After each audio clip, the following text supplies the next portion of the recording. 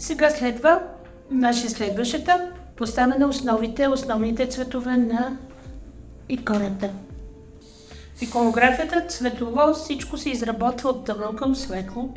Това е първият етап на полагане на цвят и след него следва изсветляване, втора стъпка, изписване на определени детайли, леко загатване за светлините и светлите ръбчета. Едва след това вече отново се налага рисунката, за да се провери линията и отново се изписват нещата. Подчертават се, чисто ювелирно се изработва иконата.